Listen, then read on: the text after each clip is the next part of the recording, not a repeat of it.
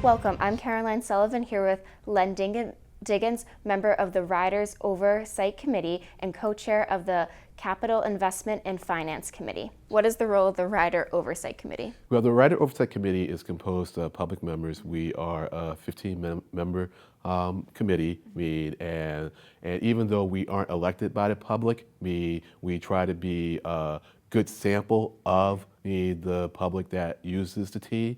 So I know part of the new plan is to cut down the budget as well as some service cuts in addition to raising the fare. Do you know when that new fare hike will go into effect? We had requested that the legislature retain the code that said that they would limit fare increases to 5% every 2 years. That came out of the 2013 legislation. So if it seems like that is going to be the case, we haven't seen the transportation bill yet, but it seems like people are leaning towards maintaining that. So at that point, the next fare increase would be next year, and it would be a maximum of 5%. Could you explain to us a little bit about the difference between the capital and the operational budget of the MBTA? Sure.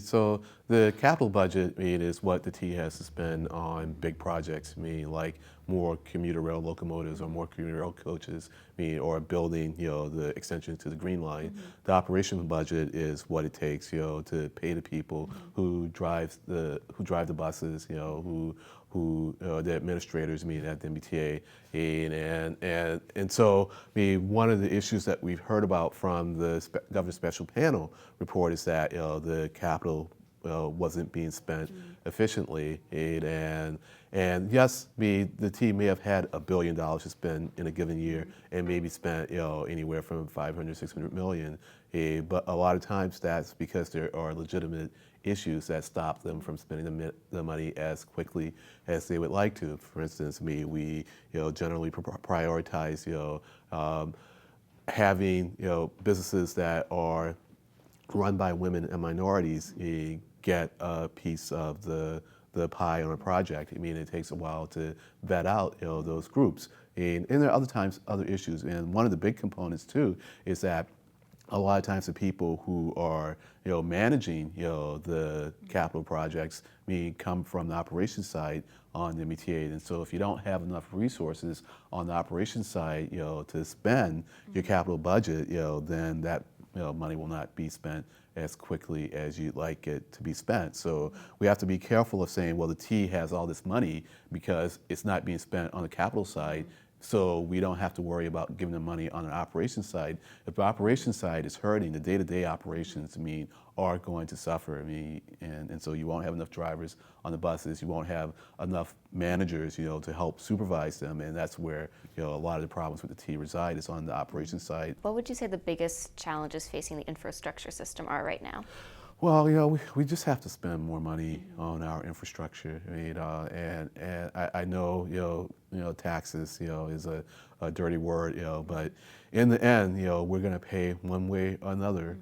Either, we pay to have, better roads and bridges, and we get to places faster and more directly, or we don't, and we spend longer, getting there, or we don't get there because, a bridge is down, and you decide, well, you know what, I'm not going to go there, because it's going to take me too long to go there. So in the end, we pay one way or another. The ridership increasing by 50%, like in the past 15 years or so, how is the MBTA adapting? That's a good question, because we are expecting an increase in ridership, and I think probably at least 10%, over the next decade, and there are some limits right now on the system. For instance, the Red Line trains are running as quickly as they can during rush hour. It seems like the only way we're really going to be able to increase capacity is to increase the bus network, and to get the buses to run more effectively.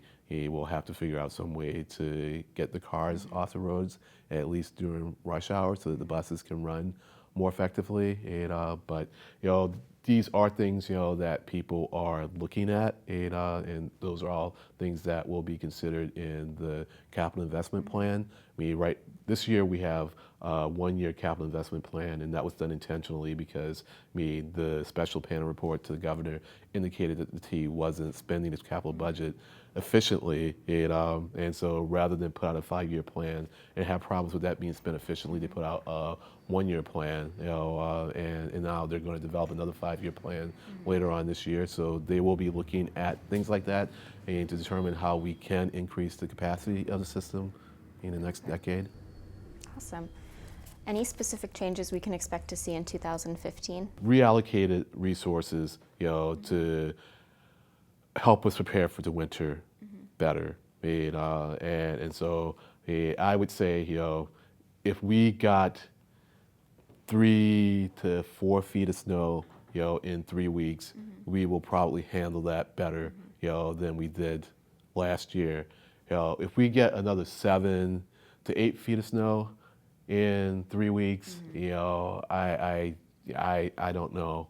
Under extreme circumstances, there's only so much you can do, but hopefully with less extreme circumstances, it will run a little more smoothly. And would you say the process has been kind of politicized with the MBTA and the changes that are trying to be made?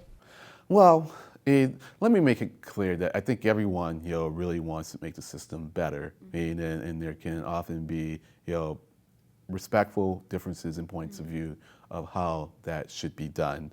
And I think it's unfortunate, that the problems with the capital spending have been conflated, with the budgetary problems on the operations side in order to say, well, the T doesn't need more money, when it does. But having worked with a lot of upper management on the MBTA and having talked with a lot of them about the problems, especially on the logistics side with respect to this winter, I have the utmost confidence, in the management there. People like Jonathan Davis, the chief financial officer, you're just not going to find anyone more competent than him. And Jeff Gonneville, who was in charge of the Orange Line, is now, I think, one of the head, engineer guys.